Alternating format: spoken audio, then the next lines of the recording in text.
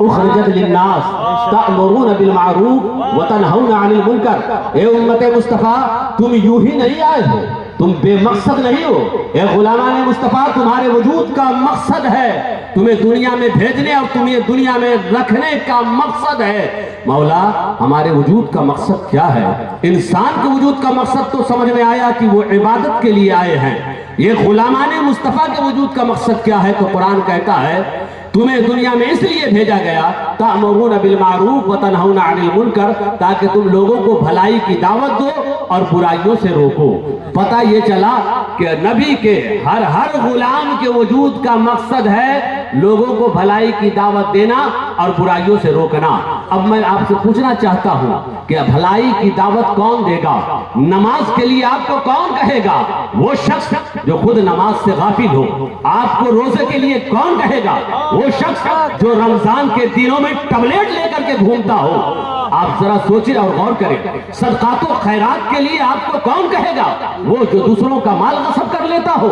آپ سے نماز کے لیے وہی کہے گا جو خود نمازی ہوگا۔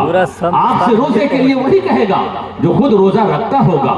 آپ سے صدقات و خیرات کے لیے وہی کہے گا جو خود صدقہ اور خیرات کرتا ہو۔ آپ بتائیں ذرا شراب سے کون آپ کو روکے گا؟ وہ جو شراب کی بوتلیں لے کر کے سوتا ہو۔ آپ کو زنا سے، دیگر برائیوں سے، غیبت، چغلی، بے حیائیوں، بے شرمیوں سے آپ کو کون روکے گا؟ وہ جو خود بے حیائیوں میں مبتلا ہو۔ آپ کو، آپ کی بچیوں کو پردے میں رہنے کی تلقین کون کرے گا؟ وہ جو اپنی بیٹیوں کو اسکرٹ میں گھماتا ہو، وہ جو اپنی بیٹیوں کو بے نقاب لے کر کے گھومتا ہو۔ نہیں، آپ کو شراب سے وہ روکے گا جو خود شراب سے نفرت کرتا ہو۔ آپ کو زنا سے وہ روکے گا جو زنا کے نام سے نفرت کرتا ہو۔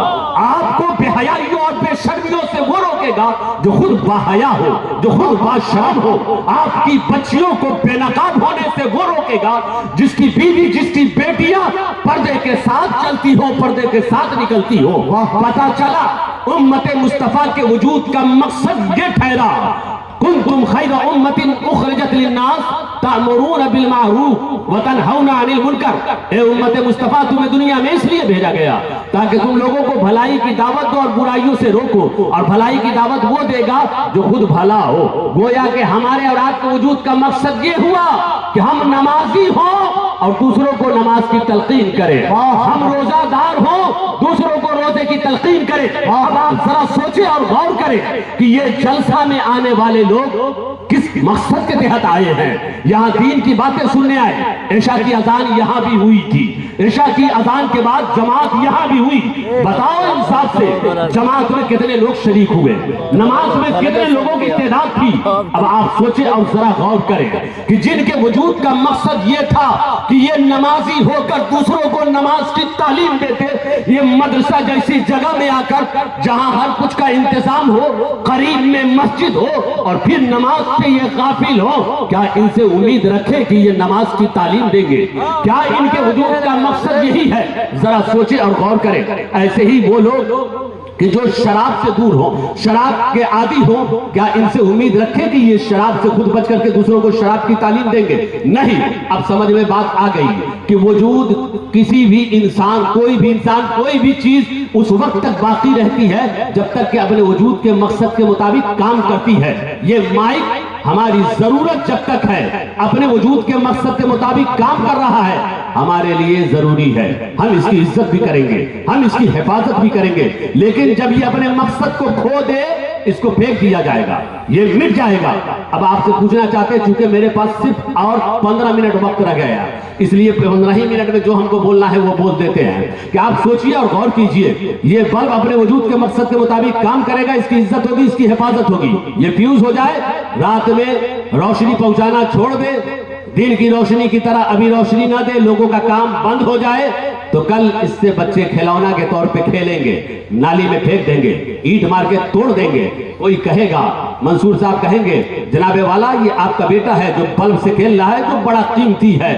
جواب ملے گا، رہنے دیجیے حضرت، کوئی بات نہیں ہے، منصور بھائی رہنے دیجیے، کوئی دقت کی بات نہیں۔ کہا نہیں، کیا بات کرتے ہو، کل تک تو ہاتھ صرف اٹھایا تھا تو چیخ رہے تھے، آج بچہ اس سے کھیل رہا ہے کچھ نہیں بولتے۔ کہا نہیں جانتے ہیں، کل تک اپنے وجود کے مقصد کے مطابق کام کر رہا تھا، اس لیے ہر ایک حفاظت کے لیے تڑپتا تھا۔ आज अपने वजूद के मकसद को खो चुका है, इसलिए बच्चा इसको खिलौना बना दिया, कल तोड़ दिया, कोई अफसोस की बात नहीं है। मेरे प्यारे जरा सोचिए, जब ये अदना सी चीज बेमकसद हो जाए तो फिर इसकी हिफाजत की कोई फिक्र नहीं करता, ये चीज मिट जाती है। तो हमें जो अल्लाह ताला ने एक मकसद के तहत दुनिया में भेजा है, अगर हम अपने मकसद को खो दें और फिर दुनिया से मिटाए जाए तो बताओ इसका कसूर किन को होगा, इसका इल्जाम किन के ऊपर देंगे? खुद करदारा इलाज नहीं, अपने किए हुए का कोई इलाज नहीं है। कोई इंसान ये चाह ले कि हम हमेशा बिस्तर ही पे रहेंगे तो विटामिन का बोरा उनके मुंह में डाल दो, ताकत आकर के वो खड़े नहीं होंगे। क्यों? इसलिए कि इन्होंने चाह लिया है कि हमें उठना नहीं है। अगर इस कौम ने ये समझ लिया है कि हमें सवाल पजीर ही होना है, हमें मिटना ही है, हमें खत्म ही होना है, तो अगर इन्होंने चाह लिया है तो जुलूस निकाल लेने से और नारा बुलंद कर देने से इस कौम मुस्लिम की हिफाजत नहीं हो सकती है, इस नबी के गुलामों की हिफाजत नहीं हो सकती है। नबी के गुलाम अगर दुनिया में जिंदा रहना चाहते हैं, इनको अपने वजूद के मकसद को समझना होगा, और जो इनके वजूद का मकसद है, अगर मकसद के मुताबिक काम करते रहे तो खुदा की कसम ये क्या वो क्या, पूरी दुनिया मिलकर के उम्मत मुस्तफा को नहीं मिटा सकती। जरा सोचिए और गौर करें कि क्या आज लाखों करोड़ों की तादाद में होकर हम परेशान हो और कल 313 हो तो वो गालिब हो? क्यों? वजह क्या है? वजह यह है कि आज हम करोड़ों अरबों में तो हैं, मगर हमने अपने वजूद के मकसद को खो दिया, इसलिए हमारी जरूरत दुनिया को न रही, लिहाजा आज नाकदरी के हम शिकार हैं।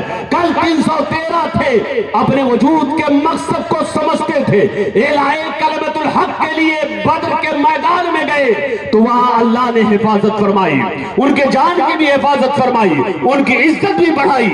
इज्जत यूं बढ़ाई कि उनकी शान ये कि उनके बाद दुनिया में जो भी आए, जितना बड़ा मुत्तकी और परहेजगार हो, जितना बड़ा वली से वली हो, उनके कदमों के बराबर नहीं हो सकता।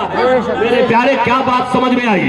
बात ये समझ में आई कि इंसान जब अपने वजूद के मकसद के मुताबिक काम करता है तो वो इंसान बाकी रहता है, उसकी इज्जत की जाती है, उसकी कदर की जाती है। हमारे भी वजूद का मकसद आपको समझ में आ गया, यानी उम्मत मुस्तफा के वजूद का मकसद समझ में आ गया। अगर हम इस मकसद को खो दें तो फिर क्या बाकी रहने का हक है? आप सोचें और गौर करें। मेरे प्यारे भाइयों और दोस्तों, हम दुनिया में आए हैं लोगों को भलाई की दावत देने के लिए, बुराइयों से रोकने के लिए। अब हम अगर खुद बुरे हो जाएं, हम इसके लिए नहीं आए। हम खुद खराब हो जाएं, हम इसके लिए नहीं आए हैं। हम जिस काम के लिए आए हैं, अगर वो काम हमसे ना हो तो फिर हमें रहने का हक नहीं है। क्यों? कहा इसलिए कि जरूरत नहीं है। आपको बताऊं एक तारीख, हमारे बड़े बुजुर्ग आपको बताएंगे, उलमा बताएंगे, हजरत मौलाना मोतीउर रहमान साहब बताएंगे कि केला भी एक जमाने में बीज से होता था। जैसे और भी पौधे होते हैं ना, वैसे ही केला भी एक जमाने में बीज से होता था। मगर हुआ इत्तेफाक से ये कि एक केला के पेड़ के बगल में दूसरा पेड़ खुद से निकल गया, तीसरा पेड़ खुद से निकल गया। आहिस्ता आहिस्ता अल्लाह ताला ने केले के बीज को दुनिया से खत्म कर दिया। क्यों? कहा इसलिए कि अब इसकी जरूरत न रही। जनाबे वाला, केले के बीज की जरूरत न हो तो उस बीज का खात्मा यूं हुआ कि तलाशिए तो पता नहीं चलता है। अब अगर हम इसकी जरूरत न रह जाएं, दुनिया में जिस काम के लिए हम आए थे, अगर वो काम हमसे न हो पाए, दुनिया को जिस चीज की जरूरत हमसे थी और जो उनका मुतालबा था, अगर हम उसको पूरा न करें तो केला का बीज गायब हो सकता है, तो फिर हम क्यों नहीं। इसलिए अपने आप को बाकी रखना चाहते हैं तो बामकसद जिंदगी गुजारिए, अच्छी जिंदगी गुजारिए, नेक बन करके जिंदगी गुजारिए। नेक बन के जिंदगी गुजारेंगे, आखिरत आपकी संवरेगी, दुनिया में इज्जत आपको मिलेगी। क्योंकि ये तो मुमकिन ही नहीं है कि जिसकी इज्जत का ऐलान अल्लाह करे उसे दुनिया वाला जलील कर दे।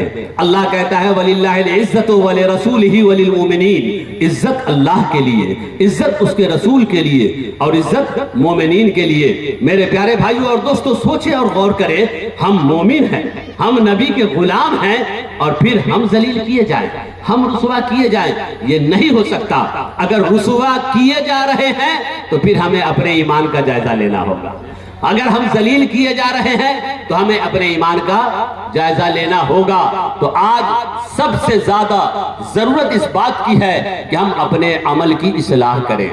آج حالات ہمارے کیا ہیں کہ جن کو نماز کی تعلیم دینے کے لیے بھیجا گیا تھا, جن کو بھلائی کی دعوت دینے کے لیے بھیجا گیا تھا, آبادی میں آپ گھوم کے دیکھیے, صبح صبح اتفاق ہم لوگوں کے ساتھ ہوتا ہے جلسہ وغیرہ میں جانے کی وجہ سے کہ فجر کے وقت میں جب راستہ سے چلیے تو دونوں طرف سے قطار لگا کر کے دوسرے لوگ دوڑتے رہتے ہیں, حرکت میں رہتے ہیں, اور اتفاق سے آپ 6 بجے 7 بجے, ابھی کے وقت میں تو جماعت ہو رہی ہے 5:15 بجے, 6 بجے 5:30 بجے نکل جائیے مسلم آبادی سے, ایسا معلوم ہوگا کہ رات کے 12 بج رہے ہوں, رات کے 12 بج رہے ہوں. یعنی جس قوم کو فجر میں اٹھنا تھا وہ قوم 10 بجے اٹھ رہی ہے. جس قوم کو صبح اٹھنا تھا, نماز پڑھنا تھا, اللہ تعالیٰ نے یہ 5 وقت کی نمازیں جو رکھی ہیں, جہاں اس 5 وقت کی نماز سے عبادت ہوتی ہے, وہیں پر اس 5 وقت کی نماز کی پابندی کرنے کی وجہ سے انسان وقت کا پابند ہو جاتا ہے.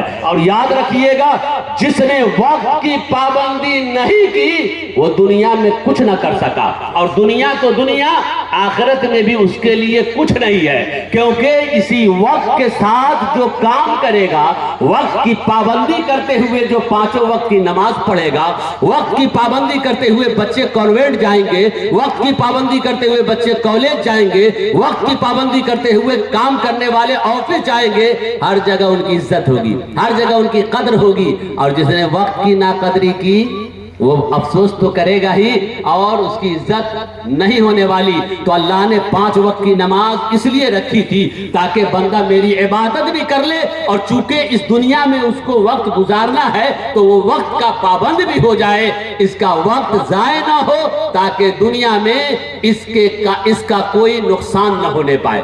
آج بھی جو لوگ نماز کے پابند ہیں, آپ ان سے پوچھئے, ان کے وقت میں برکت ہے. مولانا موتی الرحمان صاحب سے پوچھئے, مولانا نظر عالم صاحب سے پوچھئے کہ یہی وقت میں یہ کتنا کام کر جاتے ہیں صبح سے. اور جو لوگ نماز کے پابند نہیں ہیں وہ 8 بجے 10 بجے اٹھے اور پریشان ہیں کہ اب کیا کریں, کیونکہ اب 5 بجنے ہی والا ہے, یہ اتنے دیر میں کرنا کیا ہے. یعنی ان کے وقت سے برکت ختم ہو چکی ہے. اب آپ سوچئے, یہ 4 گھنٹہ زندگی کا آپ کا تو یوں ہی روز گھٹ رہا ہے, تو 60 سال جیتے ہیں, اس میں روزانہ 4 گھنٹہ یوں ضائع کرتے ہیں جو وقت سونے کا ہے اس کے علاوہ, تو پھر بتائیں ترقی آپ کریں گے یا وہ جو صبح اٹھ کر کے دوڑتے ہیں؟ تو ذرا سوچیں اور غور کیا کریں. اپنے آپ کا خیال رکھیے, اپنی آخرت کو سنوارئے. دنیا میں عزت والی زندگی گزارنے کے لیے وقت کی پابندی بہت زیادہ ضروری ہے. ہر کام میں وقت کی پابندی کا خیال ہونا چاہیے. اللہ تعالیٰ ہمارے ان چند کلمات کو قبول فرمائے. آمین ثم آمین بجاہ سید